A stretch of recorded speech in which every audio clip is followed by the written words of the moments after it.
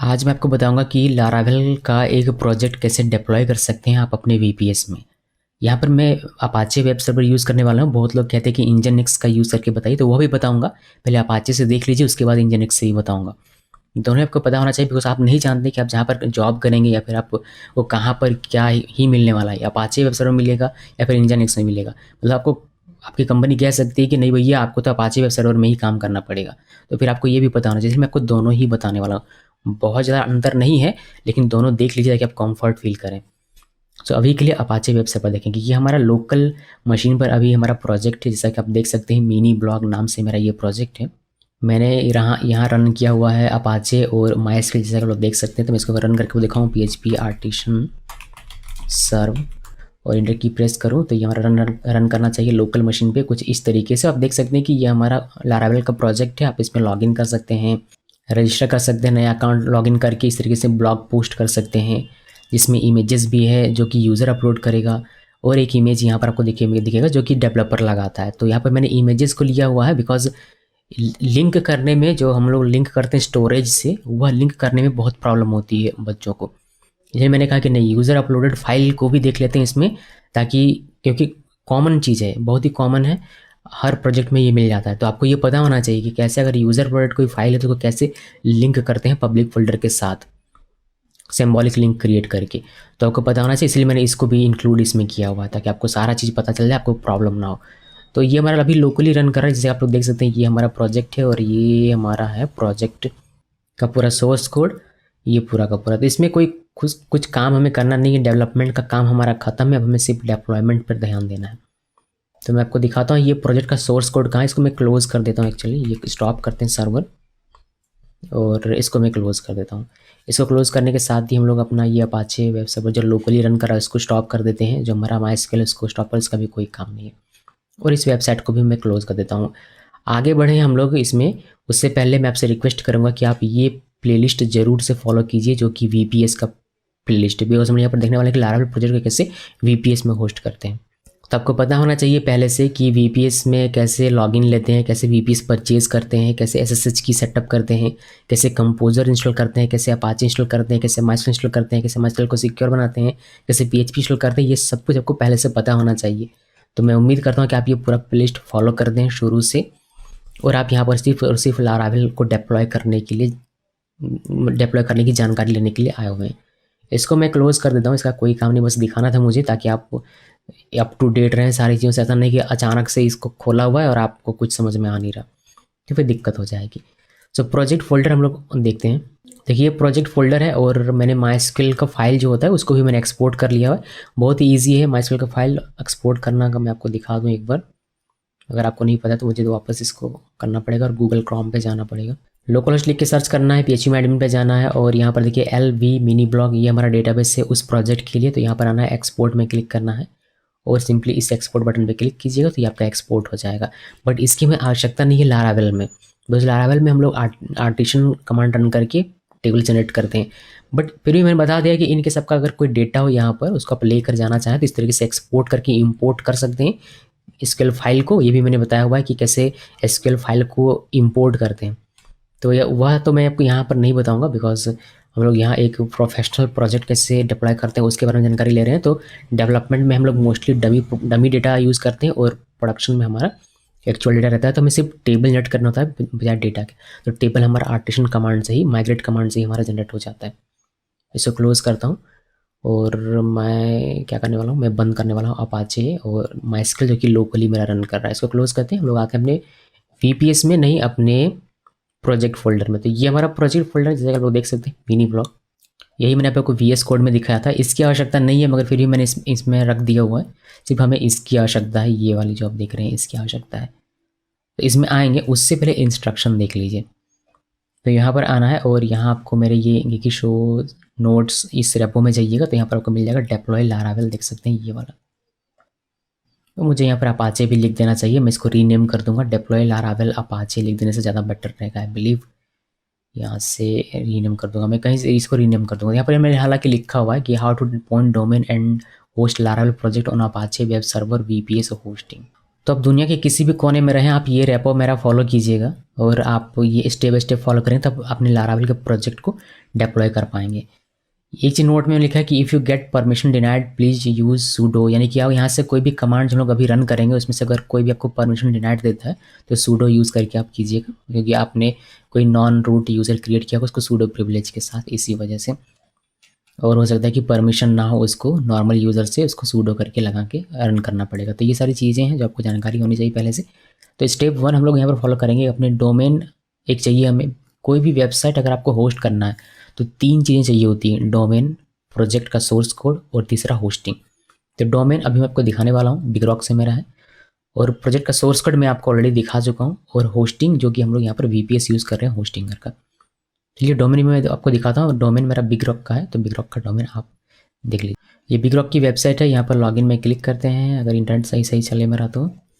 और यहाँ पर मेरा जो ईमेल है वो हमें लिखता हूँ, और पासवर्ड भी हमें लिख देना है, होपफुली पासवर्ड मेरा सही हो। लॉगिन में क्लिक किया और ये लॉगिन हो गया। यहाँ पर विजिट माय अकाउंट में जाना है और यहाँ पर आपको दिख जाएगा, मतलब मुझे दिख जाएगा, ये मेरा है तो मुझे दिख जाएगा यहाँ पर 2 डोमेन, जो कि एक एक्सपायर हो चुका है और एक जो हम लोग यूज़ करेंगे जो कि है sonamkumari.com। यहाँ पर देख लीजिए। तो इसमें आपको जाना है, जैसे कि यहाँ पर लिखा हुआ है स्टेप में, इसको स्टेप में कि login to your domain provider website. हम लोग लॉगिन कर चुके हैं अपने बिगरॉक में, मेरा है। आपका कहीं हो सकता है, GoDaddy से आपने लिया हो, अपने नेम चिप से लिया हो, फिर होस्टिंगर से ही आपने लिया हो, क्या ही फ़र्क पड़ता है, कहीं से भी हो।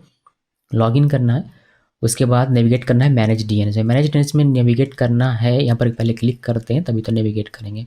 मैनेज DNS में नीचे हमारा है, उसमें जाने से पहले एक चीज़ वेरीफाई कर लीजिएगा कि इसका डिफ़ॉल्ट नेम सर्वर, जो कि यहाँ पर आपको दिखेगा नेम सर्वर्स में, ये जो नेम सर्वर है ये इसका डिफ़ॉल्ट रहना चाहिए। जैसे कि बिगरॉक का ये डिफ़ॉल्ट नेम सर्वर है, तो ये एज इट इज़ रहना चाहिए। अगर GoDaddy का आपने लिया है डोमेन, तो GoDaddy का जो डिफ़ॉल्ट होगा वह उसके नेम सर्वर में होना चाहिए, तभी आपका ए रिकॉर्ड प्रोपेगेट होता है सही तरीके से और जल्दी। तो ये आप वेरीफाई कर लीजिएगा। ये चेंज कब होता है? ये चेंज तब होता है जब आपने इस डोमेन को कहीं पॉइंट करने के लिए एक बार पहले यूज़ किया हो, तो उसके हिसाब से इसको चेंज किया होगा मे बी, वरना आपका भी ये डिफ़ॉल्ट ही होगा। बाय डिफ़ॉल्ट ये डिफ़ॉल्ट ही रहता है। स्क्रॉल डाउन करते हैं और चलते हैं मैनेज DNS पे। देखिए DNS मैनेजमेंट पे मुझे मैनेज DNS यहाँ पर मिल जाता है। यहाँ पर आपको बस ए रिकॉर्ड ऐड करना है, आपको देखना है कि कहाँ से आप ए रिकॉर्ड ऐड कर सकते हैं। मोस्टली ये मैनेज DNS से किया जाता है। तो मैंने यहाँ पर लिखा मैनेज DNS में, मतलब क्लिक किया, लिखा क्या, क्लिक किया। क्लिक करने के बाद ये कहता है कि आपको फॉलोइंग रिकॉर्ड्स ऐड करने हैं। 2 ए रिकॉर्ड ऐड करना है, एक @ के साथ और दूसरा WWW के साथ, फिर AA करके 4 टाइम्स ए वाला 2 रिकॉर्ड ऐड करना है सेम उसके साथ। और आपको रिमोट सर्वर के IP, यानी कि अगर यहाँ पर क्लिक करें मैनेज में, फिर यहाँ यानी कि VPS में जा रहे हैं हम लोग और यहाँ पर VPS एक्सेस, तो ये वाली IP आपको यूज़ करनी है। ये वाली IP आपको यूज़ करनी है ए रिकॉर्ड्स को ऐड करने के लिए, और AA यानी कि 4 टाइम्स ए वाले पे आपको IPv6 यूज़ करना है, जो कि आपको यहाँ पर देखने को मिलता है। अगर आपको IPv6 प्रोवाइड नहीं करता है आपका जो सर्विस प्रोवाइडर है, तो फिर आप सिर्फ ए रिकॉर्ड ही ऐड कीजिएगा, उसी से आपका काम हो जाएगा। ये IPv6 मतलब ये 4 टाइम्स ए वाला ऐड करने की ज़रूरत नहीं है। चलिए ऐड कर दें, ऑलरेडी मैंने ऐड करके रखा हुआ है। देखिए यहाँ पर आपको कैसे ऐड करना है मैं आपको दिखाता हूँ। ये आपका इस तरीके से ओपन होगा। उसके बाद यहाँ पर देखिए आपको इस ए रिकॉर्ड यहाँ पर पहले क्लिक होना चाहिए यहाँ पर। उसके बाद आपको ऐड ए रिकॉर्ड यहाँ पर क्लिक करना है। उसके बाद आपको यहाँ पर लिखना है @ ये वाली। उसके बाद IP मैंने कॉपी नहीं किया है, कॉपी कर लेता हूँ, एक बार आपको दिखा देता हूँ, कम से कम आपको आइडिया बना हुआ रहेगा। यहाँ से आपको ये वाली IP कॉपी करनी है। उसके बाद यहाँ पर ये IP लिखना है, फिर आपको ऐड रिकॉर्ड पे क्लिक करना है। मैंने ऑलरेडी किया। उसके बाद सेम यही करना है एक बार और WWW के साथ, IP इसी ये सेम रहेगा। ये हो गया। अब AA ये जो 4 टाइम्स ए है इस पर क्लिक करना है और इस पर भी सेम तरीके से करना है। यहाँ पर ऐड 4 टाइम्स ए रिकॉर्ड, इसमें क्लिक कीजिए, फिर यहाँ पर @ लिखना है और यहाँ IPv6 लिखना है, जो कि आपको मिल जाएगा अगर आपका सर्विस प्रोवाइडर प्रोवाइड करता है। उस केस में ये जैसे मेरा प्रोवाइड है तो यहाँ पर ये वाली कॉपी करनी और फिर मुझे यहाँ से ये पेस्ट करना है और इसको ऐड करना है। फिर एक बार WWW के साथ इसको ऐड कर देना है। उसके बाद बस आपको इस तरीके से लिस्ट होकर दिखने लगेगा यहाँ पर जो हमने ऐड किया। तो हमने दोनों ही ऐड कर दिया, ए रिकॉर्ड भी और 4 टाइम्स ए रिकॉर्ड भी। जैसे कि मैंने कहा कि 4 टाइम्स ए रिकॉर्ड ऐड करना ज़रूरी नहीं है, लेकिन अगर आपको मिला है तो आप ज़रूर से ऐड कर लीजिएगा। अभी आपका डोमेन पॉइंट कर रहा है आपके इस VPS पे, तो अगर आप डोमेन को ओपन करेंगे तो आपका VPS जो डिफ़ॉल्ट पेज रखा होगा वो आपको दिखेगा, यानी कि अपाचे का पेज ये रखता है अगर अपाचे सर्वर आपका उसमें इंस्टॉल है तो। देखिए sonamkumari.com इस तरीके से आपको दिखा, और इस तरीके से आपको दिख रहा होगा, उसमें ये कि आपका पॉइंट हो जाएगा, वरना आप चेक कर सकते हैं DNS चेकर से। DNS चेकर की कोई भी वेबसाइट आप ओपन कीजिएगा, मैंने dnschecker.org लिखा है, और यहाँ पर आपको अपना डोमेन लिखना है sonamkumari.com, और यहाँ पर आपको ए रिकॉर्ड सेलेक्ट करना है, सर्च में क्लिक कीजिए, और उसके बाद आपको यहाँ पर IP दिखेगी। ये IP और ये IP दोनों अगर आपको सेम दिख रहा है तो समझिए कि आपका रिकॉर्ड प्रोपेगेट हो चुका है, आपका डोमेन आपके सर्वर, आपके होस्टिंग से, वेब होस्टिंग से या फिर VPS होस्टिंग से पॉइंट हो चुका है। उस तरीके से आप 4 टाइम्स ए वाले को भी चेक कर सकते हैं अगर आपने किया हो तो। ये IPv6 और यहाँ जो IPv6 है ये आपको सेम दिखने को मिलेगा। तो ये चेक करने का तरीका हो गया कि हमारा डोमेन पॉइंट हुआ है या नहीं सही तरीके से, इसको वेरीफाई कर लीजिए। यहाँ तक का काम हमने खत्म कर दिया। अब यहाँ पर देखिए इंपॉर्टेंट एक लिखा हुआ है कि if your project have user uploaded file and you have created symbolic link then delete the storage folder which is inside your project folder public because it will not work on live server. You will have to create symbolic link again on live server. तो ये Laravel के लिए खास आपको ध्यान रखना है कि अगर आपने सिंबॉलिक लिंक क्रिएट किया होगा अपने डेवलपमेंट में, आपने अगर आपको पता होगा सिंबॉलिक लिंक क्या होता है अगर आप लारावेल डेवलपर है तो उसको डिलीट कर दीजिए। वो डिलीट कहाँ करना है, आपको अपने प्रोजेक्ट फोल्डर में जाना है, वहाँ आपको पब्लिक फोल्डर मिलेगा और वहीं पर आपको मिलता है एक फोल्डर स्टोरेज नाम से, मोस्ट प्रोबेबली उस स्टोरेज फोल्डर को वो डिलीट कर देना है। तो ये काम हम लोग कर लेते हैं। फिर उसका जिप बनाना है और फिर कमांड प्रॉम्प्ट ओपन करके कॉपी करना है अपने लोकल मशीन से अपने रिमोट मशीन पर अपने प्रोजेक्ट को, फिर कॉपी हो जाएगा सक्सेसफुली। इतना काम करते हैं, फिर हम लोग आगे का देखेंगे। मैं ये बिग रॉक लॉग आउट कर देता हूँ बिकॉज इसका अब कोई काम नहीं, ये पॉइंट हो चुका है और इसका अब कोई भी यूज़ नहीं है। ये लॉग आउट हो गया, इसको क्लोज़ कर देते हैं, इसको भी क्लोज़ कर रहने देते हैं, इसका कोई इशू, कोई वो दिक्कत नहीं है।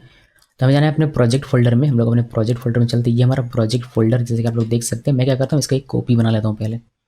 इन दोनों को मैंने कॉपी किया, मैं सी ड्राइव में आता हूँ। सी ड्राइव में मत रखिएगा, सी ड्राइव में फोल्डर बना के रख सकते हैं बट सी ड्राइव में नहीं रखना, वरना परमिशन का इशू हो जाता है। यहाँ पर मैंने माई ऐप 2 के अंदर में रखा हुआ है, इसको पेस्ट करते हैं और यहाँ पर हमारा वो कॉपी हो जाएगा। एक वो हमारा सेफ रहेगा, अगर इसमें कुछ गड़बड़ हम लोग करते हैं तो वो हमारा सेफ रहेगा, इसी मैंने कॉपी बना के रखा है। ऐसा ज़रूरी नहीं है, बस अपनी सेफ्टी के लिए मैंने ये किया हुआ है। आप चाहें तो आप भी कर सकते हैं, वरना आप इसको स्किप कर सकते हैं। अभी हमने देखा था कि प्रोजेक्ट फोल्डर के अंदर में, यहाँ से पब्लिक फोल्डर के अंदर में स्टोरेज ये जो है इस पर हमारा है, तो इसको डिलीट कर देना है। इसको कीजिए राइट क्लिक, डिलीट, और यस, या तो यहाँ डिलीट कीजिए या फिर सर्वर में ले जाने के बाद वहाँ पर डिलीट करना पड़ेगा, कहीं ना कहीं डिलीट लेकिन करना ही पड़ेगा। बेहतर है आप यहीं कर लीजिए बिकॉज यहाँ राइट क्लिक करके हो जा रहा है, वहाँ पर कमांड रन करना पड़ेगा RM। तो ये हमने रन डिलीट कर लिया। अभी हमें क्या करना है, इसका जिप बनाना पड़ेगा। इसको सर्वर पे ले जाने के लिए राइट क्लिक करना है, विन जिप, और यहाँ जिप में क्लिक करना है, ऐड टू जिप पे। और थोड़ा सा ये समय लेगा, थोड़ा सा बड़ा फाइल है तो थोड़ा सा समय ज़्यादा इसमें लगने वाला है इसको जिप करने के लिए। चलिए जिप फाइल हमारा बन चुका है, 47 MB का लगभग बना है। तो ये हमारा जिप फाइल हो गया। अभी हमें इसको करना है ट्रांसफ़र अपने लोकल से अपने सर्वर पर। उसके लिए मैंने यहाँ पर लिख दिया हुआ है कि क्या आपको रन करना पड़ेगा। देखिए यहाँ पर हमने जिप बना लिया, हमने डिलीट कर लिया, जब भी हमारा था फोल्डर हमने डिलीट कर लिया। उसके बाद लोकल मशीन में हमने जिप बना लिया, फिर कमांड प्रॉम्प्ट ओपन है हमारा। अब कॉपी करना है लोकल मशीन से रिमोट सर्वर पे, उसके लिए हमें ये वाला कॉपी करना है।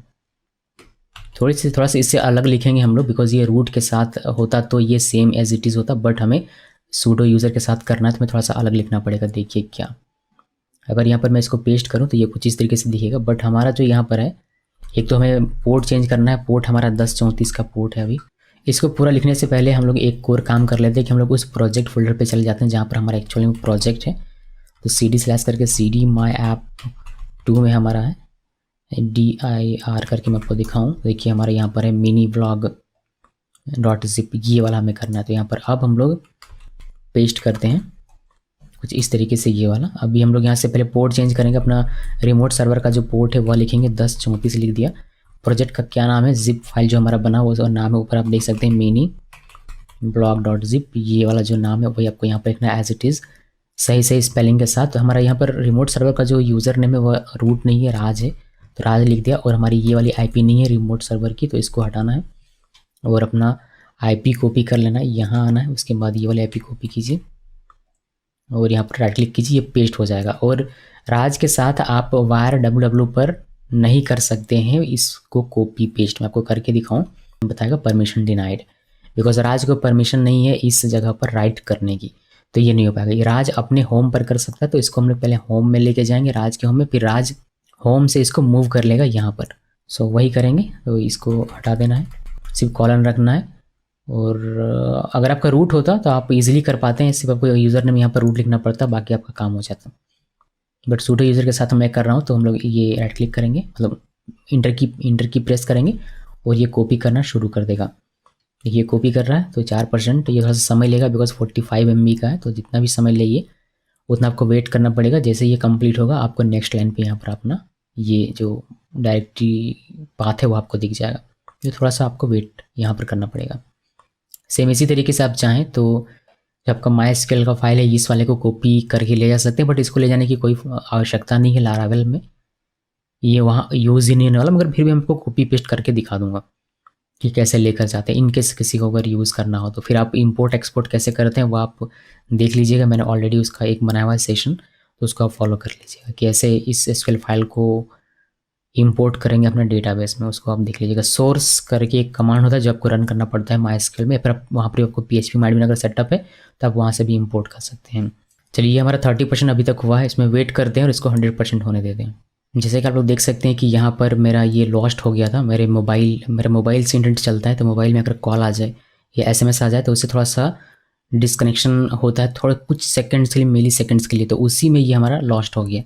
तो अगर आपके साथ भी हो सकता है कि अगर आप फाइबर यूज़ करते हैं, ब्रॉडबैंड यूज़ करते हैं, फिर तो कोई इशू नहीं होगा होपफुली, लेकिन अगर मोबाइल यूज़ करते हैं, मोबाइल का इंटरनेट, तो फिर आपको इस तरीके से ब्रोकन पाइप ये एरर मिल सकता है, यानी कि इस तरीके की प्रॉब्लम हो सकती है। तो फिर आपको सेम यही रन करना पड़ेगा और वापस से कॉपी करना पड़ेगा, थोड़ा सा डेटा खर्च होगा, लेकिन होपफुली अब की बार अगर कॉल या SMS ना आए तो ये कॉपी हो जाएगा सक्सेसफुली। कभी कभी होता है, मेरे को नेटवर्क पे डिपेंड करेगा और बाकी जो फीचर्स है मोबाइल के उस पर डिपेंड करता है कि स्विच करता है या नेटवर्क कॉल आने पे। तो ये मेरे साथ हुआ, अभी हम लोग को वेट करना पड़ेगा थोड़ा सा, और आप लोगों को तो वेट नहीं करना पड़ेगा बट मुझे वेट करना पड़ेगा। जैसे कि देख सकते हैं कि ये 98% हो चुका है, लगभग 99, और ये 100 बस होने ही वाला है। तो 100 हो गया और थोड़ा सा समय लगेगा प्रोसेस करने में, चीज़ें सब कुछ करेक्ट करने में, और ये हमारा देखिए इस तरीके से आपको प्रॉम्प्ट कर देगा। ये हमने ये वाली अपनी जो जिप प्रोजेक्ट फोल्डर थी उसको हमने ट्रांसफ़र कर दिया अपने रिमोट सर्वर पे। इसी तरीके से मैं चाहता हूँ कि ये SQL फाइल भी चला जाए, हालांकि इसका हम लोग यूज़ नहीं करेंगे, मगर फिर भी कॉपी पेस्ट आपको करके दिखा देता हूँ। तो बस यहाँ पर आपको सेम वही रखना है और यहाँ पर बस फाइल का नाम आपको चेंज कर देना है, ये हटाना है, लिखा है कि LB mini blog.sql। इसको जिप में बदलने की आवश्यकता नहीं, बिकॉज ये ऑलरेडी एक फाइल है, और ये लिखिए और इंटर की प्रेस कीजिए, ये क्विकली हो जाएगा बिकॉज छोटा सा फाइल है ये। देखिए हमारा क्विकली हो गया, तो ये हमारा चला गया उस पर। अभी नेक्स्ट स्टेप क्या है, यहाँ पर आइए, और ये हमने कर लिया, कॉपी पेस्ट हो गया। अभी हमें रिमोट सर्वर पे एक्सेस लेना है। एक्सेस लेने के बाद हमें अपना जो CD करना पड़ेगा यहाँ पर, बट यहाँ पर हम लोग नहीं करेंगे। यहाँ पर हम लोग करते हैं, अगर रूट यूज़ करते हैं तो हमें क्या करना पड़ेगा, अपने राज के होम में जहाँ पर ये पेस्ट हुआ है, कॉपी पेस्ट हुआ है, वहाँ पर हमें जाना पड़ेगा, उसको अनजिप करना पड़ेगा और उसको यहाँ इस पाथ में मूव करना पड़ेगा। तो ये एक्स्ट्रा हमें काम करना पड़ रहा है बिकॉज हम लोग रूट यूज़र नहीं, हम लोग सूडो यूज़र है। तो इसलिए मैं आपको दिखाता हूँ वह करके। ज़्यादातर समय में आप सूडो यूज़र के साथ ही काम करते हैं बजाय रूट के, इसलिए मैं आपको ये वाला दिखा रहा हूँ। तो इसको करते हैं CLS, और हमें रिमोट सर्वर पे एक्सेस लेना है, तो उसके लिए हम लोग यहाँ पर आएंगे और ये कॉपी करेंगे। अगर रूट यूज़र के साथ हैं आप तो उस केस में, लेकिन मैं रूट के साथ हूँ नहीं, मेरा राज यूज़र है, तो मैं इसका यूज़ नहीं करूँगा, इसके बजाय मैं यूज़ करूँगा इसका, यानी कि SSH लिखा, -P लिखा और पोर्ट लिख दिया मैंने, राज यूज़र है मेरा, और IP सेम वही रिमोट सर्वर। ये एंटर की प्रेस करेंगे, ये पासवर्ड लेस SSH की सेटअप है तो पासवर्ड नहीं मांगेगा। और हम लोग अब आ चुके हैं अपने Ubuntu 22.0.04.1 LTS वर्जन, ये Ubuntu ऑपरेटिंग सिस्टम के अंदर हम लोग हैं। इसको करते हैं क्लियर, और यहाँ पर अगर मैं LS करके आपको दिखाऊं तो हमने जो कॉपी किया था ये हमारा रिमोट सर्वर में यहाँ पर है, mini-block.zip और LV mini-block.sql फाइल, हमारा रिमोट सर्वर में आपको दिखाई दे रहा है। थोड़ा सा दिमाग लगाइएगा कि हम लोग लोकल मशीन पे थे, विंडोज़ ऑपरेटिंग सिस्टम पे। अभी जो हम लोग काम कर रहे हैं, आपको जो ये दिखाई दे रहा है, ये हम लोग रिमोट सर्वर पर हैं, यानी कि होस्टिंगर का जो VPS हमने परचेज़ किया है ये वाला, इसके अंदर में हम लोग हैं, जो कि Ubuntu ऑपरेटिंग सिस्टम हमें देता है 22.04 LTS वर्जन। सो यहाँ के अब यहाँ आने के बाद हमें इसको क्या करना है, इसको अनजिप करना है। तो यहाँ पर लिखिए अनजिप, और मिनी अनजिप आपका ऑलरेडी इंस्टॉल होगा, इंस्टॉल नहीं तो आप इसको इंस्टॉल कर सकते हैं। मैं समझता हूँ कि आप पूरे प्लेलिस्ट को फॉलो करते हैं, आपने अनजिप इंस्टॉल किया होगा, कभी ना कभी इंस्टॉल आपने किया ही होगा। तो हम लोग करते हैं अनजिप और mini-block.zip। आप चाहें तो इसमें सूडो लगा सकते हैं, वैसे ज़रूरी नहीं है बिकॉज ये होम डायरेक्टरी के अंदर ही है, मगर फिर भी मैंने लगा दिया। एंटर की प्रेस करते हैं और ये पूछेगा पासवर्ड, मैंने इसको पासवर्ड दे दिया सही, और ये अनजिप कर रहा है सारी चीज़ें। तो अनजिप करने में थोड़ा सा समय लगेगा, और ज़्यादा समय नहीं, लेकिन थोड़ा सा समय ज़रूर लगेगा बिकॉज बहुत सारे फाइल हैं इसके और फोल्डर्स वगैरह बहुत सारा है, तो थोड़ा सा ये समय ज़रूर लेगा। देखिए हो गया हमारा ये। अभी हम लोग इसमें देख सकते हैं एलएस करके अगर देखें हम लोग, तो देखिए यहाँ पर आपको दिख जाएगा एक जिप फाइल था हमारा, एक हमारा फोल्डर जो अनजिप होकर मिला हुआ। जैसे हम लोग विंडोज ऑपरेटिंग सिस्टम में कैसे करते हैं, विनजिप का यूज़ करके या फिर वेंड्रार का यूज़ करके जिप अनजिप, बिल्कुल हमने वही किया हुआ है यहाँ पर यूबुंटू में, जिप को अनजिप कर लिया। अब हमारा ये जो फोल्डर, ये हमारा एक्चुअल प्रोजेक्ट फोल्डर है, ये हमें मूव करना है /var/ww पे, जहाँ पर हमारा अपाचे वेब सर्वर इस प्रोजेक्ट को रन करने की कोशिश करेगा। सो हमें वहाँ पर मूव करना पड़ेगा। तो अभी पहले मैं आपको वहाँ चल के दिखाता हूँ, तो मैं आपको वहाँ चल के दिखाऊँ। तो देखिए ये मैं गया, ओके एक W आया नहीं यहाँ पर मैं, और यहाँ पर मैं अगर ls करूँ तो यहाँ पर आपको सिर्फ एक फोल्डर दिखेगा HTML, जिसके अंदर डिफ़ॉल्ट पेज है जो आपको ये वाला दिखाता है। तो ये तो हमें दिखाना नहीं, हमें इस डोमेन पे हमें अपना प्रोजेक्ट दिखाना है। तो पहले अपना प्रोजेक्ट वहाँ तक लेकर तो आए, यानी यहाँ तक लेकर तो आए, तो कैसे लाएंगे, हम लोग चलते हैं वापस से अपने होम में, यहाँ पर ls करते हैं और देखिए मिनी ब्लॉग है, तो हम लोग यहाँ पर से मूव करेंगे तो sudo लिखिए mv, मैं इसको क्लियर कर लूँ क्या ताकि ऊपर ये चलाएं। ls करते हैं वापस से, ये वाली प्रोजेक्ट फोल्डर इसको हमें मूव करना है, तो यहाँ पर लिखना है sudo mv और कौन सा करना है मिनी ब्लॉग, और कहाँ पर करना है var www पे, यहाँ पर इंटर की प्रेस कीजिए और ये मूव हो गया। हम लोग वहाँ पर जाकर देख सकते हैं, या फिर यहाँ पर पहले देख लीजिए, यहाँ पर आपको ये नहीं मिलेगा। अब देखिए यहाँ पर ये फोल्डर नहीं है, ये मूव हो चुका है। हम लोग वहाँ पर जाकर देख सकते हैं cd var www करेंगे तो वहाँ पर हम लोग ls करके देखेंगे तो हमें ये फोल्डर अभी यहाँ पर मिलेगा। अभी देखते हैं स्टेप क्या क्या था, वरना स्टेप फॉलो करना भूल जाऊँगा मैं, क्योंकि मुझे सारा स्टेप याद है, तो ऐसा ना हो कि मैं करता जाऊँ आपको यहाँ पर दिखाऊँ ही ना। तो ये हम लोग पार कर चुके हैं, ls करके हमने देख लिया, अनजिप भी हमने कर लिया हुआ है। अब आप चेक कर लीजिए कि आपके पास अपाचे है या नहीं, माइस्क्यूएल है या नहीं, PHP है या नहीं, कंपोजर है या नहीं। आप चाहें तो इसको वेरीफाई कर सकते हैं, अपाचे आपका सही तरीके से रन कर रहा है या नहीं, ये आप चेक कर लीजिए। फायरवेल आपका है या नहीं, अलाउ कर रहा है या नहीं, आप ये भी चेक कर लीजिए कि 80 और 443 अगर आप HTTPS लगाना चाहते हैं तो सारी चीज़ें सही तरीके से काम कर रही है या नहीं, ये सब कुछ आप वेरीफाई कर लीजिए। चलिए मैं आपको वेरीफाई करके दिखाता हूँ।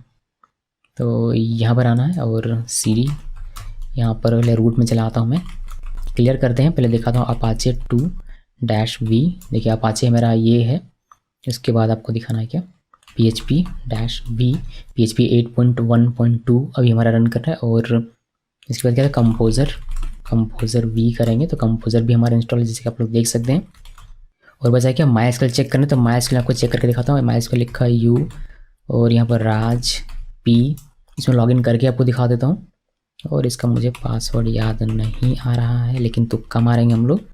इंटर की प्रेस किया, देख सकते हैं माइस्क्यूएल हमारा काम कर रहा है, तो सही तरीके से, तो मीन्स हम लोग इसके अंदर एग्जिट कर देते हैं इसको और क्लियर करते हैं। तो ये सब कुछ है। उसके बाद क्या चेक करना था कि हमारा अपाचे वेब सर्वर रन कर रहा है या नहीं, तो इसके लिए हम लोग इसको कॉपी करेंगे। थोड़ा सा लंबा ये लगेगा आपको, लेकिन सारी चीज़ें हम लोग वेरीफाई करते हुए जा रहे हैं, तो हम लोगों को कम समस्या होगी, एरर्स कम आएंगे, आपको प्रॉब्लम नहीं। देखिए हमारा ये एक्टिव एंड रनिंग स्टेटस में है, Ctrl+C प्रेस कीजिए और आपका ये स्टॉप हो जाएगा। क्लियर करना है, फायरवॉल देखना है कि फायरवॉल हमारा सही है या नहीं। फायरवॉल अगर आपने सेटअप किया होगा तो आपको बताएगा कि ये फायरवॉल किस किस पोर्ट को ओपन किया हुआ है। sudo लगाना पड़ेगा, इंटर की प्रेस किया, आप देख सकते हैं कि हमारा 80 और 443 दोनों ही पोर्ट ओपन है। 80 पोर्ट हमारा HTTP के लिए चलता है और 443 अगर हम लोग HTTPS इसमें इंस्टॉल करेंगे SSL सर्टिफिकेट, तो उसके केस के लिए दोनों ही पोर्ट हमारा ओपन है, जो कि एक अच्छी बात है। क्लियर करते हैं। ये सब बस ऑप्शनल है, लेकिन वेरीफाई कर लेना ज़रूरी होता है ताकि आप कहीं फंसे ना। आपको पता होना चाहिए कि ये सारी चीज़ें हमारी रन करनी चाहिए। उसके बाद हमें क्या करना है, हमें अपना वर्चुअल होस्ट फाइल क्रिएट करना चाहिए। अब मेन काम आ गया, तो इस पाथ पर हमें जाना पड़ेगा। हम डायरेक्टली नैनो करके जा सकते हैं, नैनो इस पाथ में, और एक अपना डोमेन जो भी है उसको लिखिएगा और .conf लिखना है, बट हम लोग इस पाथ पे जाके करेंगे। तो यहाँ पर चलते हैं और cd लिखना है। उसके बाद इसको पेस्ट कीजिए, etc अपाचे 2 साइट्स अवेलेबल, इसके अंदर चलते हैं और यहाँ पर ls करके देखेंगे तो आपको सिर्फ डिफ़ॉल्ट फाइल दिखेगा। लेकिन हम लोगों को यहाँ पर अपना खुद का एक क्रिएट करना, तो sudo लिखना है नैनो, और फाइल का नाम रखेंगे जो आपका डोमेन का नाम है वह, जैसे सोनम कुमारी है .com और .conf। अगर .in होता तो .in लिखना था, मतलब यहाँ पर अभी .com लिखा, मान लीजिए .in होता तो .in लिखते, अगर .org होता .rg लिखते हैं, लेकिन हमारा .com है भाई। हम .com लिखेंगे और यहाँ पर conf लिखेंगे। conf लिखना जरूरी है, conf लिखना है, config नहीं लिखना, ये भी बहुत मिस्टेक होता है। तो conf लिखना, ये ध्यान में रखिएगा, मैंने यहाँ पर लिखा हुआ है, देखिए conf, तो आपको conf ही लिखना है। बस इसको इंटर की प्रेस कीजिए और ये sudo के साथ राइट प्रिविलेज का हमारा ओपन होगा। और यहाँ पर आपको ये पूरा कोड है, इसको पूरे को कॉपी करना है और इसको पेस्ट करना है। यहाँ पर राइट क्लिक करेंगे, कॉपी करने के बाद ये हमारा पेस्ट हो जाएगा। यहाँ पर आपको चीज़ चेंज करनी पड़ेगी, जैसे सर्वर का नाम आपका क्या होगा, तो सर्वर नेम वही होगा जो आपका डोमेन नेम है। यहाँ पर लिखिए सोनम कुमारी, स्पेल सही होना चाहिए और ये www के साथ लिखना है। जो होस्टिंगर का VPS इसमें www के साथ लिखना होता है। कभी कभी कुछ कंपनी के VPS ऐसे हैं जहाँ पर बिना www लिखे हुए भी काम हो जाता है, बट हमारे यहाँ www लिख कर ही काम होगा, ये ध्यान रहे। उसके बाद आपको कोई भी एक ईमेल लिख देना है। मैं ईमेल लिखता हूँ यहाँ पर sonamkumari.com की ईमेल, और यहाँ पर फिर आपको प्रोजेक्ट फोल्डर का नाम लिखना है। तो प्रोजेक्ट फोल्डर हमारा क्या है, मिनी ब्लॉग था, तो हम लोग मिनी ब्लॉग यहाँ पर लिखेंगे। मिनी ब्लॉग जो आपका /var/www के अंदर जो आपका प्रोजेक्ट फोल्डर का नाम होगा, जैसे मिनी ब्लॉग था हमारा, मैंने आपको दिखाया था, तो वही आपको यहाँ पर लिखना है। फिर उसके अंदर जो पब्लिक फोल्डर है उसको हमने यहाँ पर डॉक्यूमेंट रूट में लिखा, बिकॉज पब्लिक फोल्डर के अंदर होता है वही हमारा सर्व होता है पब्लिक के लिए, तो हमने उसको यहाँ पर पॉइंट करने के लिए दिया हुआ है।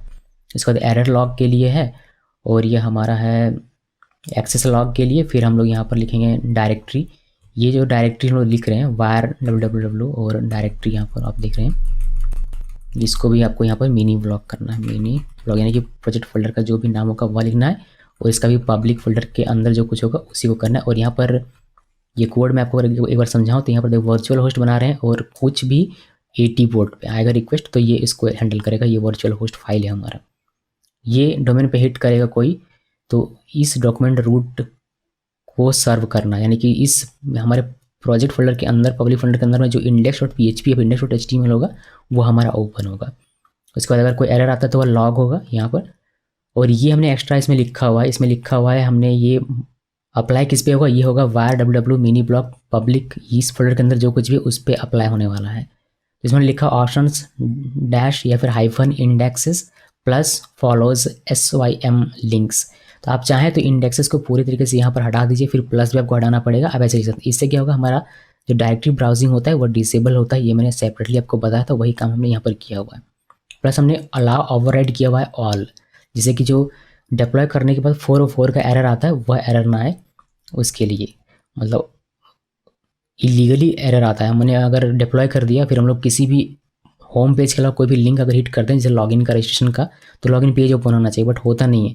तो उसको फिक्स करने के लिए हमने यहाँ पर अलाउ ओवरराइड ऑल, ये क्या हुआ, नॉर्मली ये नन रहता है तो हमने यहाँ पर ऑल इसको किया हुआ है। रिक्वायर्ड ऑल ग्रांटेड और डायरेक्टली यहाँ बंद हो जाता है, ये पूरा का पूरा बंद। फिर ये हमारा वर्चुअल होस्ट फाइल यहाँ से बंद। Ctrl+X प्रेस करना है, Y प्रेस करना है और इंटर की प्रेस करके इसको सेव कर लेना है। उसके बाद यहाँ पर क्या है, उसके बाद इस वर्चुअल फाइल को हमें इनेबल करना पड़ेगा। उसके लिए हम लोग ये लिखेंगे और जो हमारा नाम है इस फाइल का वह लिखेंगे। इसको कॉपी किया, कॉपी करने के बाद आप लिखिए sudo और राइट क्लिक करेंगे तो ये पेस्ट हो जाएगा। इसका नाम है sonamkumari.com.conf। ये वाली जो हमने फाइल क्रिएट की उसको इनेबल करना पड़ता है। वर्चुअल होस्ट फाइल को इनेबल करने के लिए हम लोग ये लिखते हैं। इंटर की प्रेस किया और ये हमारा इनेबल हो गया। इनेबल करने के बाद अगर आप इसको यहाँ पर रन करें तो अभी आपको ये डिफ़ॉल्ट पेज ही दिखेगा, बिकॉज हमें अपाचे सर्वर को रीस्टार्ट करना पड़ता है इफेक्ट देखने के लिए। बट उससे पहले एक और स्टेप है कि आपको अपाचे मोड रीराइट मॉड्यूल को इनेबल करना है। उसके लिए हम लोग ये रन करेंगे।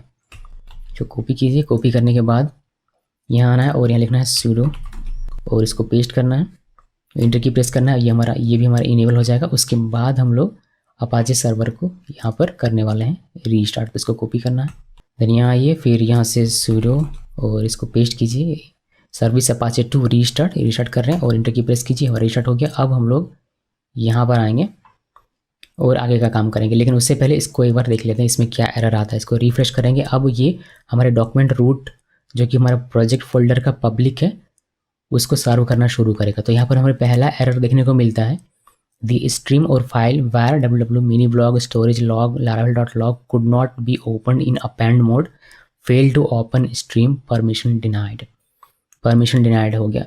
तो लारावेल डॉक्यूमेंटेशन में लिखा है कि स्टोरेज फोल्डर को आपको राइट परमिशन देना पड़ेगा तभी आपका सही से डिप्लॉय होगा, वरना नहीं।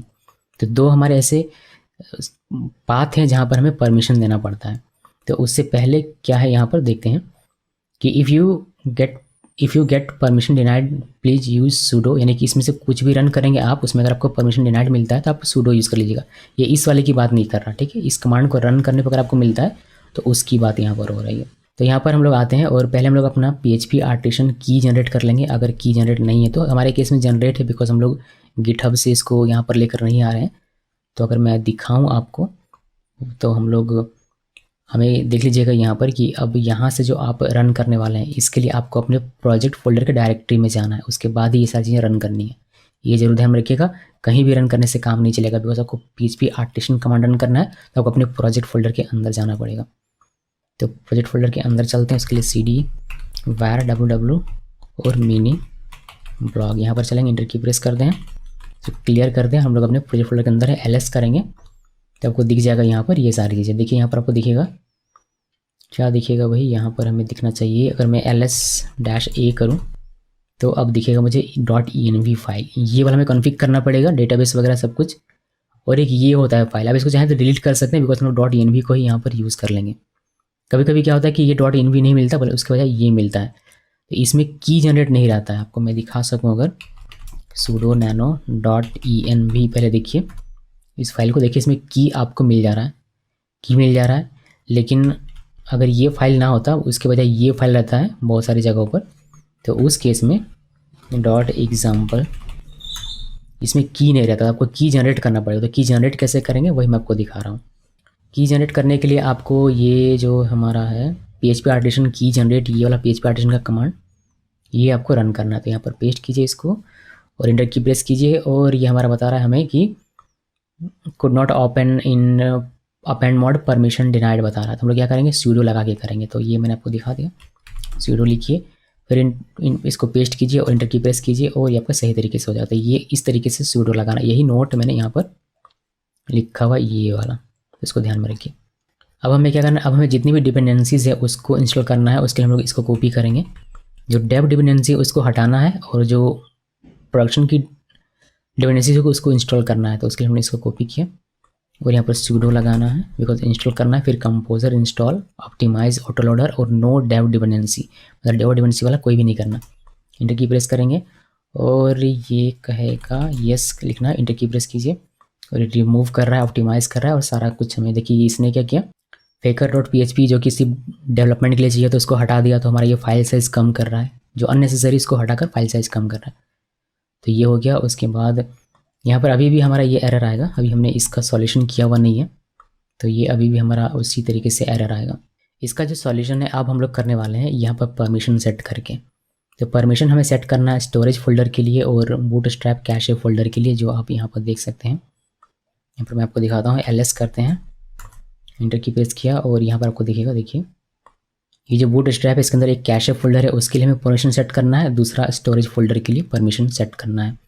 क्या करना है, बस आंख बंद करके आप ये सारे कमांड्स रन करते जाइए। हम लोग यहाँ पर वेब सर्वर को स्टोरेज का ऑनर बना रहे हैं, आप इसको पढ़ सकते हैं, वैसे मैंने यहाँ पर लिख दिया आपकी जानकारी के लिए कि क्या हो रहा है। आपको ऐसा आंख बंद करके रन नहीं करना है, आपको पता होना चाहिए कि क्या आप कर रहे हैं।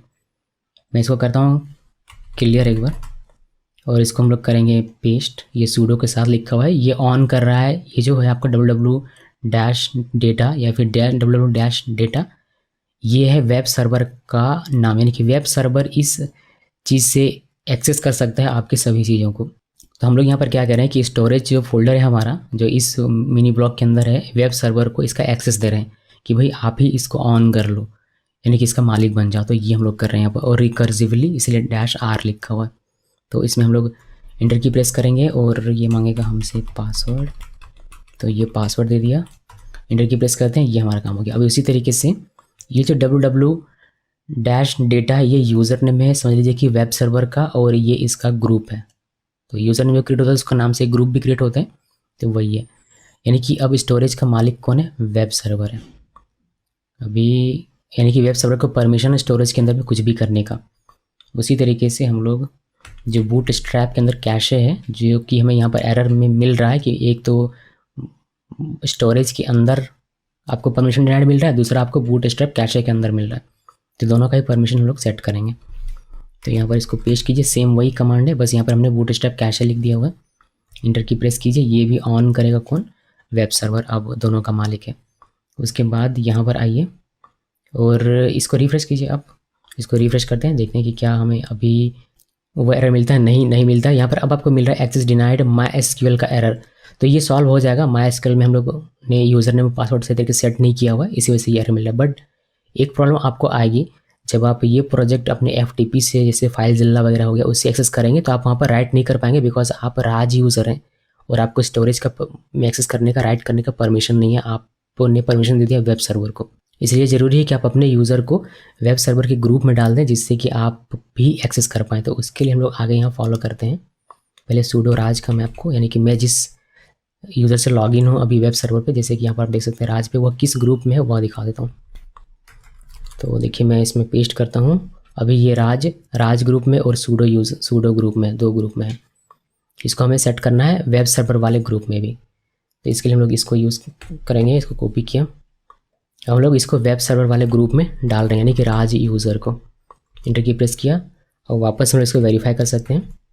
देखिए राज अब राज ग्रुप में भी है, सूडो ग्रुप में भी और वेब सर्वर वाले ग्रुप में भी। तो वेब सर्वर वाले ग्रुप को हमने परमिशन दे दिया हुआ है कि इसको एक्सेस कर सकता है, इसको एक्सेस कर सकता है। तो वेब सर्वर भी एक्सेस कर सकता है और राज जो कि उस ग्रुप में आ गया तो राज भी उसको एक्सेस कर पाएगा। ये यहाँ पर कहा गया है, ये हमने वेरीफाई कर लिया। उसके बाद हम लोग परमिशन सेट कर देते हैं स्ट्रिक्ट वाला नहीं, मतलब नॉर्मल सा जो हमारा, कि मुझे फिर से कॉपी करना पड़ेगा, जो फाइल्स होंगे स्टोरेज के अंदर उसको मैं यहाँ पर कर रहा हूँ।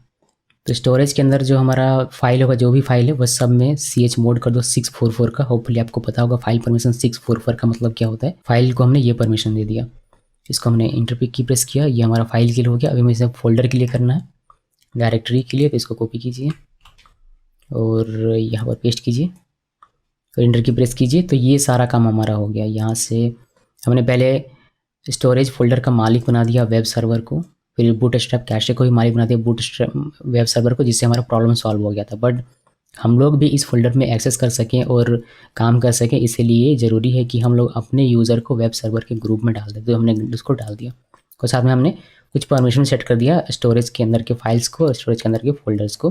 तो फाइल परमिशन का जो एरर है हमारा, यहाँ पर एक बार वापस से दिखाऊँ तो ये एरर हमारा रिजॉल्व हो चुका है। अभी हमारा प्रॉब्लम है MySQL का। तो उसके लिए हमें क्या करना पड़ेगा, MySQL को ओपन करना है, एक डेटाबेस क्रिएट करना है, एक डेटाबेस का यूज़र क्रिएट करना है। उसके बाद env फाइल को ओपन करके ये चेंजेस करने, यानी कि बेसिकली हमें क्या करना है, डेटाबेस का जो यूज़र क्रिएट करेंगे उसको, और डेटाबेस का जो डेटाबेस क्रिएट करेंगे वह, जो डेटाबेस यूज़र क्रिएट करेंगे वह, और जो डेटाबेस का यूज़र का पासवर्ड लिखेंगे वह यहाँ मेंशन करना होता है। फिर ये एरर हमारा सॉल्व हो जाता है। अभी क्या कर रहा है ये कि बाय डिफ़ॉल्ट इसमें रूट है यूज़र, तो रूट को एक्सेस करने की कोशिश कर रहा है, रूट का पासवर्ड सेट नहीं है, तो ये हमारे एरर दे रहा है। ये रिजॉल्व हो जाएगा जैसे ही आप डेटाबेस क्रिएट करेंगे, यूज़र सेटअप करेंगे और उसको यहाँ पर मेंशन करेंगे, वैसे ही हमारा सेट ठीक हो जाएगा। तो हम लोग करते हैं, पहले MySQL में चलते हैं और बाकी सारा काम करते हैं। तो यहाँ पर आना है और cd/ करके पहले इससे बाहर आता हूँ मैं, तो क्लियर करते हैं और MySQL में चलते हैं। मैं गया MySQL और मैं राज के साथ, इसमें आप चाहें तो रूट के साथ भी कर सकते हैं। मैं राज के साथ करता हूँ बिकॉज ये भी एक तरीके से रूट ही है। पी लिखा, एंटर की प्रेस किया, अब ये पासवर्ड मांगेगा। देखिए हम लोग MySQL के अंदर लॉगिन कर चुके हैं, लेकिन मैं यहाँ पर क्या करने वाला हूँ कि एक यूज़र बनाऊँगा, एक डेटाबेस बनाऊँगा और उस यूज़र को सिर्फ उस डेटाबेस को एक्सेस करने का परमिशन दूंगा। इस तरीके से क्या रहेगा, इस तरीके से हमारा डेटाबेस सिक्योर रहेगा कि ये डेटाबेस सिर्फ एक यूज़र के द्वारा ही एक्सेस हो सकता है, तो डेटाबेस हमारा सिक्योर रहेगा। तो कैसे करेंगे, मतलब रूट यूज़र के साथ भी हो सकता है, रूट यूज़र तो कुछ भी कर सकते हो, तो भगवान है, लेकिन बाकी के जो यूज़र हैं वह उस डेटाबेस को एक्सेस नहीं कर पाएंगे।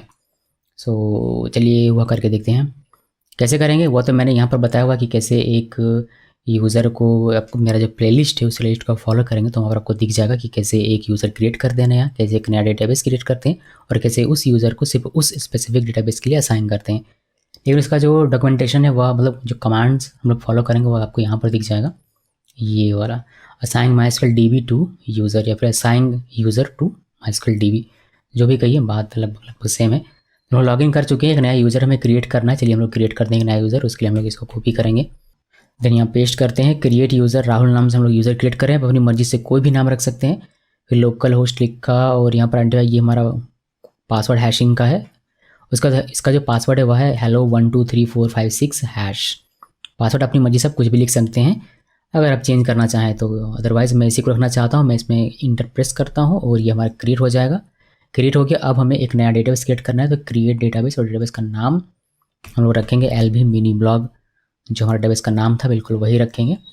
तो इसका से ऊपर कर दूँ मैं, यहाँ पर create database LV mini blog ये नाम रखा और इंटर की प्रेस करते हैं और हमारा डेटाबेस भी क्रिएट हो गया। आप चाहें तो यहाँ पर चेक कर सकते हैं शो डेटा बेसिस और इंटर की प्रेस करें, आपको यहाँ पर दिख जाएगा LV मिनी ब्लॉग। उसी तरीके से यूज़र को अगर आप देखना चाहें, यूज़र आपने क्रिएट किया हुआ नहीं तो यूज़ MySQL और यहाँ पर आपको लिखना पड़ेगा सेलेक्ट यूज़र फ्रॉम यूज़र और यहाँ पर आपको दिख जाएगा राहुल नाम से एक यूज़र और राज जिससे हम लोग अभी लॉगिन है और एक रूट यूज़र है जो कि लॉगिन हो सकता है, वह उसको छोड़ देते हैं।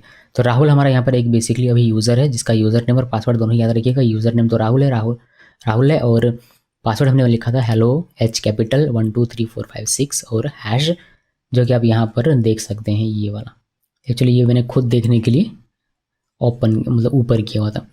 तो ये हमारा क्रिएट हो गया यूज़र और डेटाबेस। अब हमें करना क्या, इसको असाइन करना। तो असाइन करने के लिए assign database to specific user, इसके लिए हम लोग ग्रांट करेंगे all privilege on this specific database to Rahul user. Copy करेंगे, कुछ चेंज करेंगे, इसमें पेस्ट करते हैं। अरे भैया पेस्ट हो जाए, पेस्ट नहीं हो रहा, वापस से कॉपी करते हैं। कॉपी किया और यहाँ पर आते हैं, पेस्ट किया, एक पेस्ट हो गया। अभी यहाँ पर देखिए हमारा जो ग्रांट ऑल प्रिविलेजेस ऑन ये वाला डेटाबेस नहीं है। डेटाबेस का नाम क्या, डेटाबेस का नाम है LV मिनी ब्लॉग। तो अपना डेटाबेस सही से लिखना, डेटाबेस का नाम .*2 राहुल यूज़र नेम यहाँ पर लिखेंगे। राहुल ही हमारा यूज़र नेम है तो वह रहने देते हैं और सिंपली इंटर की प्रेस कीजिए और ये हमारा इसके लिए इस यूज़र के लिए ग्रांट हो जाएगा। इसको वेरीफाई कैसे कर सकते हैं, इसको वेरीफाई आप कर सकते हैं कुछ ऐसे। आप इसको वेरीफाई कैसे करेंगे, इसको वेरीफाई करने के लिए आप कर सकते हैं, इसको एग्जिट करें पहले। एग्जिट करने के बाद देखिए यहाँ पर एग्जिट ही था, वैसे आपको दिखा दूँ एग्जिट था और ये करना जरूरी नहीं है और फिर मैंने इसको लिख दिया, मैं क्लोज कर देता हूँ। तो हमारे यहाँ पर जो स्टेप चल रहा था डिप्लॉय करने का, उसमें हमने क्या किया, ओपन किया MySQL डेटाबेस यूज़र क्रिएट किया, डेटाबेस क्रिएट किया, उसका असाइन कर दिया। अभी हम नेक्स्ट स्टेप है कि .env ओपन करके ये करना। बट उससे पहले इस यूज़र को हमने स्पेसिफिकली सिर्फ इस डेटाबेस का एक्सेस दिया है तो वो हम लोग वेरीफाई कर लेते हैं। उसके लिए हम लोग करेंगे क्या, MySQL -u और राहुल को जो हमने अभी क्रिएट किया उसको हम लोग लॉगिन करवाएंगे MySQL पे और यहाँ पर पासवर्ड लिखना है हेलो 1 2 3 4 5 6 और हैश। इंटर की प्रेस करेंगे और हमने पासवर्ड लिख दिया है गलत, तो एक बार और मैं इसको करूँगा MySQL -u राहुल और हेलो 1 2 3 4 5 6 और हैश और इंटर की प्रेस किया और हमारा इसके अंदर आ गया। अभी शो डेटा बेसिस देखेंगे तो इसमें आपको दिख जाएगा LV मिनी ब्लॉग। ये जो जब देख रहे हैं ये इन्फॉर्मेशन के लिए है तो वह सभी के लिए। बट अभी अब जो ये जो यूज़र है ये सिर्फ इस डेटाबेस पे काम कर सकता है, इसी डेटाबेस को यूज़ कर सकता है, इस डेटाबेस पे टेबल क्रिएट कर सकता है, डेटा इंसर्ट कर सकता है, सारा कुछ कर सकता है। तो ये हमने क्रिएट कर लिया। अब हमें क्या करना है, हमने जो अभी क्रिएट किया राहुल यूज़र और ये वाला डेटाबेस वो हमें मेंशन करना है .env फाइल पे। तो इसको करते हैं एग्जिट और क्लियर कर लेते हैं, हमें तो याद है सब कुछ क्लियर कर लिया। अब हम लोग यहाँ से फॉलो करना फिर से शुरू करेंगे डिप्लॉय वाले में से। तो ओपन करना है .env, उसके लिए हमें जाना पड़ेगा पहले अपने प्रोजेक्ट फोल्डर के पास जो यहाँ पर लिखा हुआ है। देखिए यहाँ पर कहीं लिखा हुआ था ना मैंने कि अपने प्रोजेक्ट डायरेक्टरी में जाकर ये इंस्ट्रक्शन फॉलो करना है। तो MySQL के लिए हम लोग थोड़ा सा भटक गए थे, लेकिन वापस से अब हमें अपने प्रोजेक्ट डायरेक्टरी में आना है .env के लिए।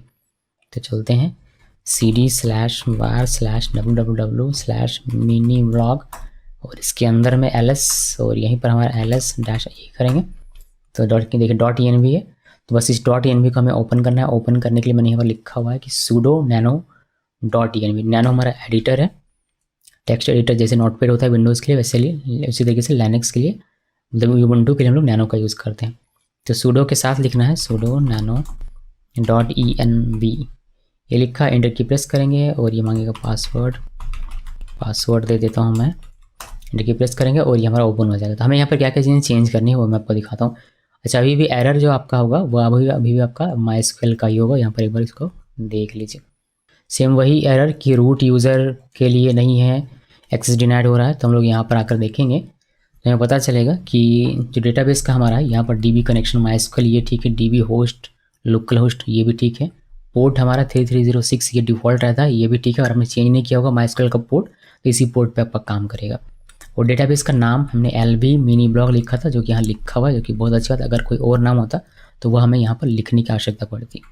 अब यहाँ पर user name DB user name आपको चेंज करना है। देखिए यहाँ पर मैं आपको दिखाऊँ कि क्या क्या आपको वैल्यू चेंज करना है। यहाँ पर लिखा हुआ है, ओपन करने के बाद make below changes important, write D B user password and D B name in .env file, you may have to write D B user and D B password enclosed with single quote.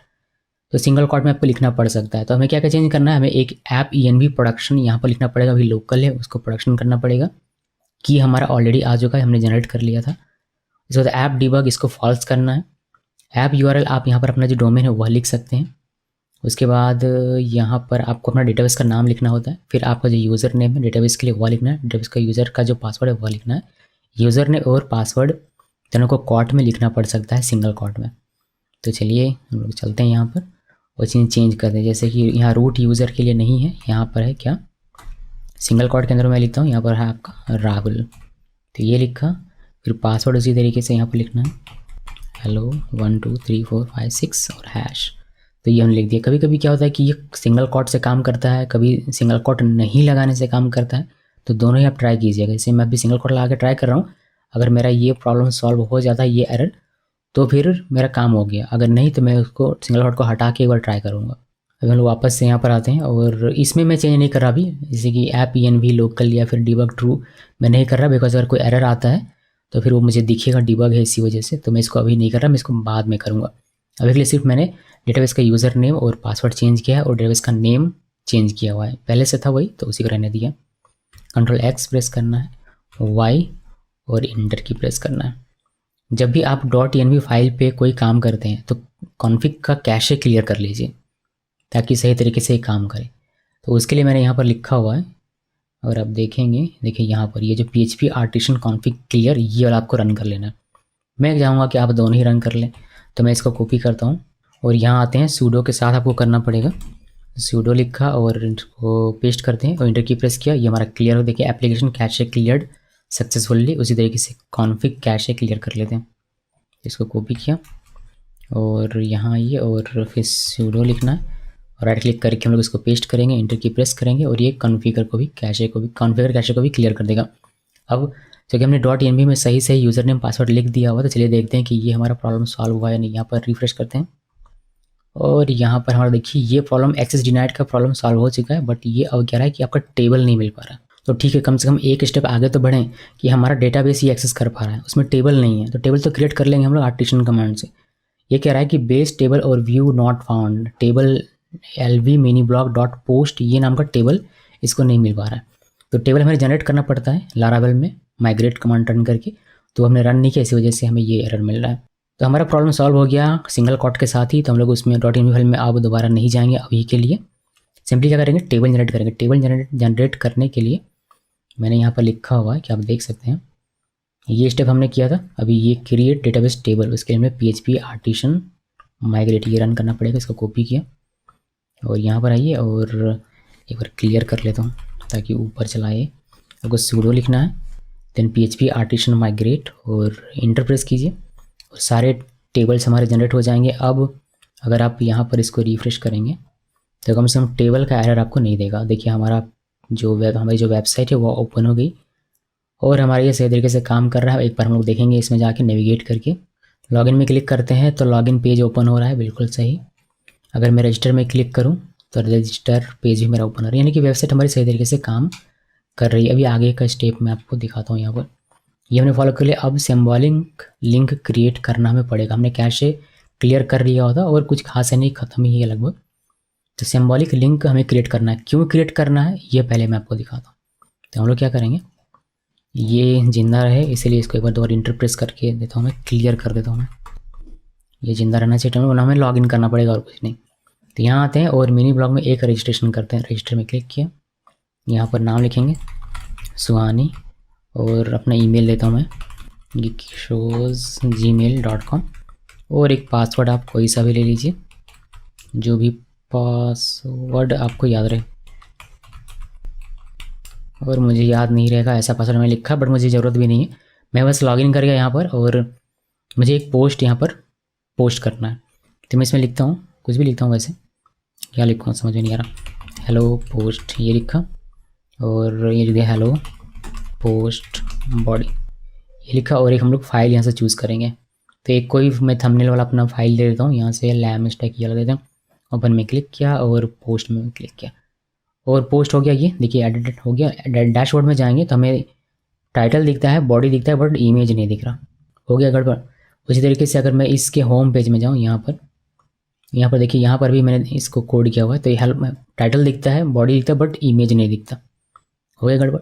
तो यही problem होती है Laravel में कि user uploaded files जो होते हैं दिखते नहीं। डेटाबेस में ये सही सही काम कर रहा है। अगर मैं आपको दिखाऊं PHP MyAdmin में जाके, इसमें PHP MyAdmin मैंने सेटअप किया हुआ है। PHP MyAdmin कैसे इंस्टॉल करते हैं ये भी मैंने बताया हुआ है, तो आप चाहें तो इसको देख सकते हैं। तो हम लोग PHP MyAdmin में चलते हैं और यहाँ से हम लोग राहुल को लॉगिन कराएंगे, बिकॉज राहुल है जो वो डेटाबेस एक्सेस कर सकता है। तो हम लोग राहुल के थ्रू इसमें एक्सेस लेंगे PHP MyAdmin में। और यहाँ पर देखिए LV ब्लॉग इसमें आएंगे। ये हमारा सारा टेबल हमें दिख रहा है। उसके बाद यहाँ पर आपको दिखेगा पोस्ट, और देखिए यहाँ पर हमें P इमेज के अंदर में हमारा इमेज मिल जा रहा है, बट हमारा इमेज यहाँ शो नहीं हो रहा। इसके पीछे रीज़न बस इतना ही है कि आपका लिंक नहीं है, सिंबॉलिक लिंक क्रिएट नहीं है आपके स्टोरेज से आपके पब्लिक स्टोरेज तक का। यानी कि जहाँ आप अपलोड कर रहे हैं वहाँ से पब्लिक स्टोरेज तक का सिंबॉलिक लिंक क्रिएट नहीं है। इस वजह से आपको ये प्रॉब्लम हो रहा है। तो इसको मैं डिलीट कर देता हूँ अभी के लिए। यहाँ से डिलीट किया तो आई थिंक यहाँ से भी ये डिलीट हो गया होगा। देखिए यहाँ से डिलीट हो गया। अभी सिंबॉलिक लिंक हम लोग क्रिएट करते हैं। उसके लिए हम लोग यहाँ आएंगे और जो स्टेप मैंने यहाँ पर लिखा हुआ ये वाला कि create symbolic link at public storage which points to storage app public directory. तो इसको करते हैं कॉपी। कुछ नहीं करना, बस ये कॉपी करना है और ये कमांड रन करना है अपने प्रोजेक्ट फोल्डर के अंदर रहकर।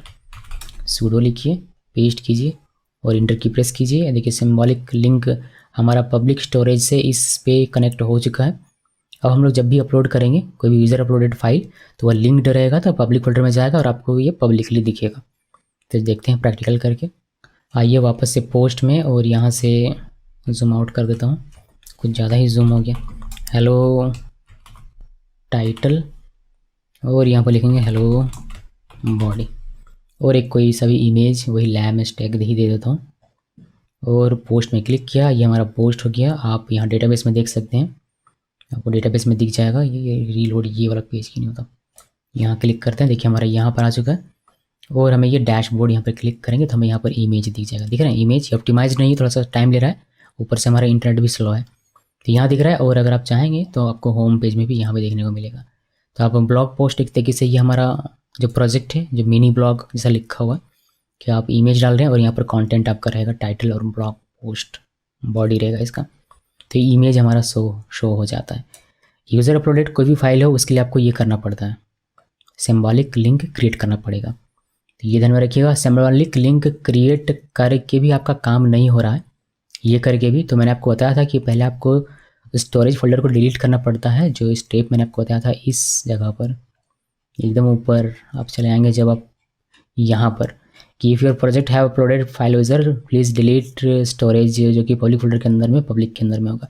ये करना ज़रूरी था। अगर आपने यहाँ पर ये फॉलो नहीं किया होगा तो आप अगर लिंक भी कर रहे होंगे फिर भी आपका काम नहीं करेगा ये।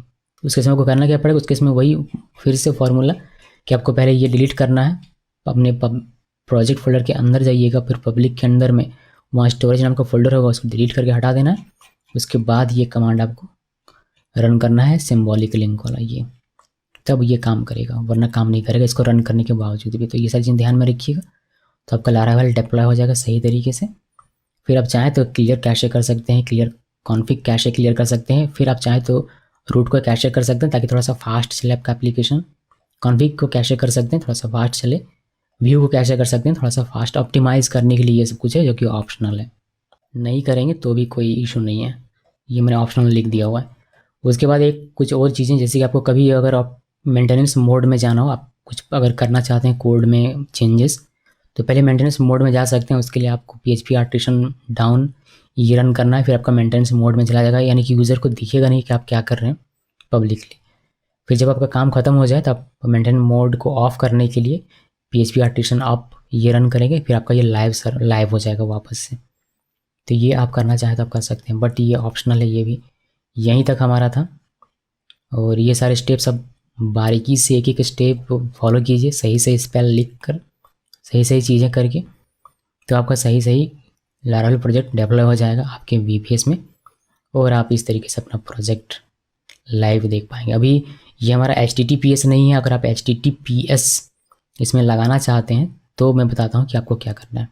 आपको जाना है मेरे प्लेलिस्ट में, इस वाले प्लेलिस्ट में, डोमेन एंड VPS होस्टिंग इसमें, और यहाँ पर मैंने बताया है कहीं कि SSL सर्टिफिकेट कैसे इंस्टॉल करते हैं। देखिए, how to setup SSL certificate for domain on Apache VPS hosting remote server, इसको देखिएगा और इसमें जो बताया उसको फॉलो कीजिएगा। फिर आप इस ब्लॉग, मिनी ब्लॉग जो आपका प्रोजेक्ट है, फिर लारावेल का जो भी आपका प्रोजेक्ट होगा उस पर आप SSL सर्टिफिकेट भी लगा पाएंगे। बट मैं आपको अभी यहाँ पर नहीं दिखा रहा हूँ, यहाँ पर बस डिप्लॉय करना था, जो कि मैंने बताया कि डोमेन कैसे पॉइंट करते हैं और फिर कैसे लारावेल का प्रोजेक्ट डिप्लॉय करेंगे आप VPS होस्टिंग में। एक बार .env को फिर से देख लेते हैं, बिकॉज उसमें कुछ चेंज करनी थी जो मैंने आपको दिखाया नहीं। अगर आप नीचे आएंगे तो यहाँ पर आपको देखने को मिलेगा, हालांकि मैं समझता हूँ कि आप लोग समझ गए, मगर फिर भी देख लीजिए। यहाँ पर आपको मैं थोड़ा सा जूम कर देता हूँ, मुझे ही दिखाई नहीं देता। app_env को प्रोडक्शन लिखना है लोकल से, फिर यहाँ पर आप अपना डोमेन लिख सकते हैं। ऐप डिबग को फॉल्स लिखना है, ज़्यादा कुछ खास है नहीं, बस ये आप ऐप नेम को चेंज कर सकते हैं अगर करना चाहें तो, और बस कुछ नहीं है। तो मैं चलता हूँ, मैं दिखा देता हूँ फिर भी, अगर आप देखना चाहते हैं। sudo लिखा nano.env, इसको एंटर प्रेस किया और हमें लग जाएगा पासवर्ड, और ये हमारा आ गया। तो यहाँ पर आप जैसे कि लोकल लिखा हुआ है, यहाँ पर आपको लिखना है प्रोडक्शन, मतलब आप प्रोडक्शन में हैं अब, प्रोडक्शन। और यहाँ पर डिबग, ताकि डिबग वाला जो एरर है वो यूज़र को ना दिखे, तो आप इसको फॉल्स कर सकते हैं। यहाँ पर आप ऐप नेम चेंज करके मिनी ब्लॉग कर सकते हैं। ये मैं हटा देता हूँ, ले लेते हैं मिनी ब्लॉग, और यहाँ पर आप मिनी ब्लॉग .टेस्ट लिखने के बजाय इसको हटा कर लिख सकते हैं।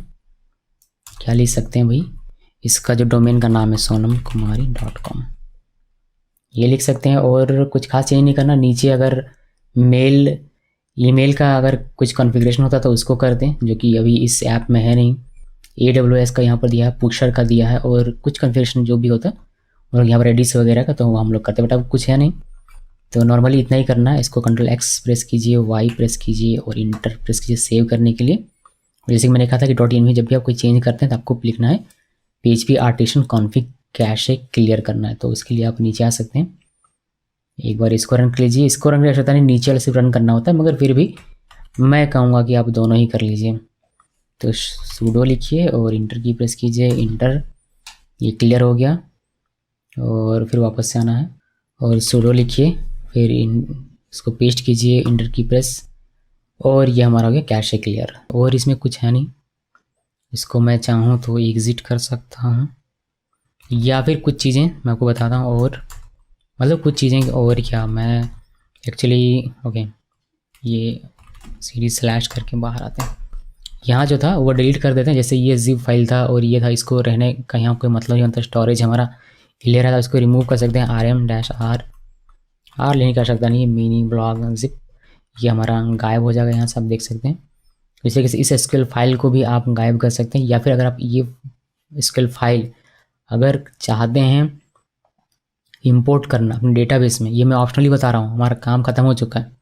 लेकिन मान लीजिए कि जो हमने SQL फाइल, ये वाली फाइल कॉपी पेस्ट की है अपने लोकल से रिमोट में, ये इसमें कोई डेटा है मेरा, उसको मुझे अपने अभी चाहिए, तो मैं इस SQL फाइल को क्या कर सकता हूँ, इंपोर्ट कर सकता हूँ। कैसे करेंगे, आपको पहले MySQL-u, राहुल है हमारा यूज़र MySQL के लिए, तो उसके अंदर जाना पड़ेगा। इसके अंदर चलते हैं, हेलो 1 2 3 4 5 6, एंटर की प्रेस किया, इसके अंदर हम लोग आ गए। अभी इसका जो होम डायरेक्टरी होता है वो /home/raj, और ये वाली फाइल होती है। यहाँ पर मैंने आपको दिखाया नहीं, मैं आपको दिखा देता हूँ, वरना आप कहेंगे कैसे मैं मान लूँ। तो यहाँ पर अगर आप PWD करेंगे, यानी कि प्रेजेंट वर्किंग डायरेक्टरी, तो आपको मिलेगा /home/raj। तो अगर आपको इसका एक्सेस चाहिए इस वाली फाइल का, तो आपको लिखना पड़ेगा /home/raj/ ये वाली फाइल। ओके, तो ये मैं कह रहा था। अभी वापस से चलते हैं और इंटर की प्रेस करते हैं, हम लोग इसके अंदर आ गए। अभी हमें क्या करना है यूज़ और LV मिनी ब्लॉग, जो हमारा डेटाबेस है उसके अंदर उसको यूज़ कर लेंगे। तो हम लोग इसके अंदर में है, हम लोग कहेंगे शो टेबल्स, और सारे टेबल्स हमें यहाँ पर दिखाई देंगे, ये सारे टेबल्स हैं। अभी हमारा जो ये वाली फाइल है, ये वाली फाइल हमें इसके अंदर जो टेबल है उसको इंपोर्ट करना है यहाँ पर। तो वह आप कैसे करेंगे, ये आपका खाली रहे तो बेटर है, बिकॉज हमारा खाली नहीं, इसमें टेबल ऑलरेडी है। खाली रहे तो बेटर है, यानी कि नया डेटाबेस क्रिएटेड रहता तो फिर हमारा ज़्यादा बेहतर होता है। मगर फिर मैं आपको दिखा रहा हूँ यहाँ पर। आपको लिखना क्या है, सोर्स लिखना है, फिर slash home slash Raj slash LV mini blog dot SQL। ये वाली फाइल जो थी, ये वाली जो ये पूरा था, ये लिखा स्लैश देकर ये लिख दिया, तो इसको पाथ मिल जाएगा वो। अब बस आपको कुछ नहीं करना, इंटर की प्रेस कीजिएगा, सारा आपका इंपोर्ट हो जाएगा। बस इतना ही है इसमें काम, और कुछ है नहीं। देखिए मैं आपको करके दिखाता हूँ। इंटर की प्रेस किया, कुछ एरर्स आए, जैसे कि फॉरेन की डुप्लीकेट हो रहा है, इस वजह से ये एरर दे रहा है हमें। तो कोई नहीं, आपका अगर टेबल्स इसमें नहीं रहे, जैसे कि मैंने कहा कि ये डेटाबेस खाली होना चाहिए तभी आप इंपोर्ट कीजिएगा। मेरा खाली नहीं था इसलिए डुप्लीकेट बता रहा है। आपका खाली रहेगा तब आप इंपोर्ट करना है। फिर मैंने इंपोर्ट करके आपको दिखा दिया। आपको जब ये खाली रहेगा और इंपोर्ट करेंगे तो आपको ये एरर नहीं मिलेगा। अभी हमने ये किया। अभी हम लोग अगर यहाँ पर आकर देखें इस पे और इसको रिफ्रेश करें, तो देखिए आपको दो, ये जो हमारा पुराना डेटा था हमारे लोकल मशीन पे, वो हमारा यहाँ पर टेबल में, आप पोस्ट टेबल में यहाँ पर आपको दिखाई देगा। देखिए यहाँ पर दो डेटा दिख रहा है, तो वही हमें यहाँ पर दिख रहा। तो ये है चीज़ें, और बस इतनी सी बात है इसमें। आप वापस से डैशबोर्ड में जा सकते हैं। इस वाले को डिलीट कर दीजिए बिकॉज ये अच्छा दिख नहीं रहा। और यहाँ पर वापस से डैशबोर्ड में, नहीं अपने इस वेबसाइट पे, और ये आपको कुछ इस तरीके से दिखाई देगा। सो ये था इंपोर्ट करने का तरीका। अगर आपने सीखना था तो आपको मैंने बता दिया। जैसे कि मैं फिर से बता देता हूँ कि ये एरर आ रहा है डुप्लीकेट वाला यहाँ भी है, और यहाँ पर देख सकते हैं कुछ मल्टीपल प्राइमरी की डिफाइंड ये सब आ रहा है, बिकॉज हमारा ये टेबल पहले से बना हुआ था। इंपोर्ट हम लोग तभी करते हैं जब हमारा या तो टेबल डिफरेंट हो या फिर डेटाबेस पूरी तरीके से खाली हो। बट यहाँ पर हमारा ना तो डेटाबेस खाली था और ना ही टेबल हमारा डिफरेंट था, वही सेम टेबल था, इससे थोड़ा सा कॉन्फ्लिक्ट हो गया। बट ठीक है, ये तो मैंने आपको दिखा दिया ऑप्शनली। आप करना चाहें तो कीजिए, वरना मत कीजिए।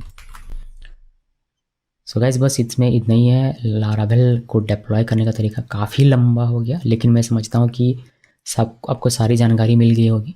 नीचे ज़रूर बताइए कमेंट करके कि आपने इस वीडियो को देखकर अपना लारावेल प्रोजेक्ट सक्सेसफुली डिप्लॉय किया या नहीं। अगर कोई एरर आया तो उसको भी आप नीचे कमेंट में पूछ सकते हैं। मैं कोशिश करूँगा उसका जवाब देने की, और आपका जो भी प्रॉब्लम हो उसको रिजॉल्व करने की। इस वीडियो को देखने के लिए आप सबका बहुत बहुत धन्यवाद।